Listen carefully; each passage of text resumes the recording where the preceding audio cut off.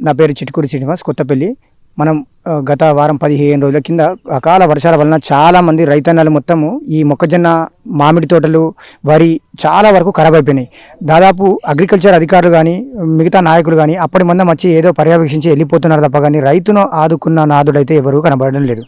చూడండి, గత ప్రభుత్వంలో 10 సంవత్సరాల ప్రభుత్వంలో అప్పుడు టీఆర్ఎస్ ప్రభుత్వంలో చూత ఒకానొక సందర్భంలో రాష్ట్ర ముఖ్యమంత్రి కేసీఆర్ గారు కూడా పర్యటించారు. మా కరీంనగర్ జిల్లాలో పర్యటించినప్పుడు 10,000 రూపాయలు ఇస్తా అన్నాడు. సో వచ్చి తిరిగిపోయిన ఒక్క రూపాయి వచ్చిన దాఖలాలు లేవు. సో తర్వాత ప్రభుత్వం బాగాలేదని చెప్పి కాంగ్రెస్ ప్రభుత్వం అధికారంలోకి వచ్చినాక సుత ప్రభుత్వం ఏమో చేస్తుందని మేము అనుకున్నాము. కాంగ్రెస్ ప్రభుత్వము ఎన్నికల ముందు రైతులకు చాలా హామీలు ఇచ్చింది. ఒకటి, 2 లక్షల రూపాయలు రుణమాఫీ చేస్తామని, ఇది రైతు భరోసా అందరికీ ఇస్తామని.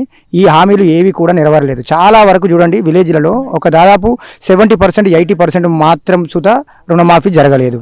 ముఖ్యంగా 2 లక్షల పైన ఉన్న చాలా మంది రైతులు మీది అమౌంట్ కట్టమని చెప్తే మీది అమౌంట్ కట్టేసారు. సో ఆ 2 లక్షల వరకు సుధా ఇప్పటి వరకు రుణమాఫీ కాలేదు. మళ్ళొకటి, రైతు భరోసా అనేది పరిమితి లేకుండా అన్నారు. 3 ఎకరాల వరకు మాత్రమే పడ్డది. అందులో చాలా వరకు 20 గుంటలు, 10 గుంటలు, 15 గుంటల వాళ్ళకి మాత్రము ఎందుకు పడలేదో వాళ్ళే కారణాలు చెప్పడం లేదు. ముఖ్యంగా రైతు ప్రభుత్వం అని చెప్పుకునే కాంగ్రెస్ ప్రభుత్వం రైతులకు ఏమైనా చేస్తుందని చాలామంది రైతన్నలు ఎదురు చూస్తూ ఉన్నారు. ముఖ్యంగా ఈ రైతులకు కావాల్సింది ఏంటి అంటే మద్దతు ధర. రైతులకు మద్దతు ధర ఉంటే ఈ రుణమాఫీ ఎవరు అడగరు. చాలా వరకు మనము ఐకేపీ సెంటర్లో చూడండి, గత ప్రభుత్వంలో ఎంత అన్యాకృతం జరిగిందో. 4 కిలోలు, 5 కిలోలు, 10 కిలోలు కడిగేసిరు వరికి. ఎందుకు మనకు రుణమాఫీ? యాక్చువల్గా ఇన్సూరెన్స్ ఉండాలి ఖచ్చితంగా, పంటలకు పంట బీమా సౌకర్యం ఉండాలి. ముఖ్యంగా ఫసల్ బీమా యోజన ఉంటే ఇటువంటి విపత్కరమైన టైంలో ఖచ్చితంగా రైతులకు చేదోడు వాదరగా ఎంతో అమౌంట్ వస్తుందనే ఆలోచనలో ఉంటారు. ఎందుకంటే రైతుకు కావాల్సింది ఏదో ఈ మాఫీలు కాదండి, చాలా వరకు కౌలు రైతులు ఉంటారు. కౌలు రైతులను ఆదుకోవాల్సిన పరిస్థితి ప్రభుత్వాలది. ఎందుకంటే కౌలు రైతులకు ఆధారం ఏమీ ఉండదు, కౌలుకు తీసుకొని వ్యవసాయం చేస్తారు. అటువంటి వాళ్ళు మాత్రమే ఆత్మహత్యలకు దారి తీసే ప్రయత్నాలు కూడా జరుగుతున్నాయి.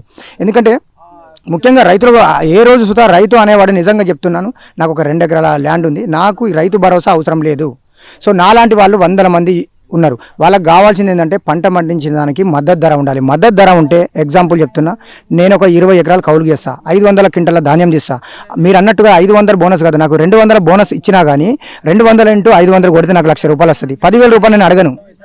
రైతుకు కోరుకునేది పంట పండాలి, ఏదో వచ్చే ఉచిత హామీల మీద ఆధారపడింది ప్రభుత్వాలు. ఇకనైనా ఒక మధ్య తరగతి రైతులాగా ఆలోచించి చెప్పడం జరుగుతూ ఉంది. ముఖ్యంగా రైతుకు కావాల్సింది రైతు ప్రభుత్వము. రైతు ఇప్పటికైనా కాంగ్రెస్ ప్రభుత్వం రైతులను ఆదుకుంటారని నేను కోరుకుంటున్నాను.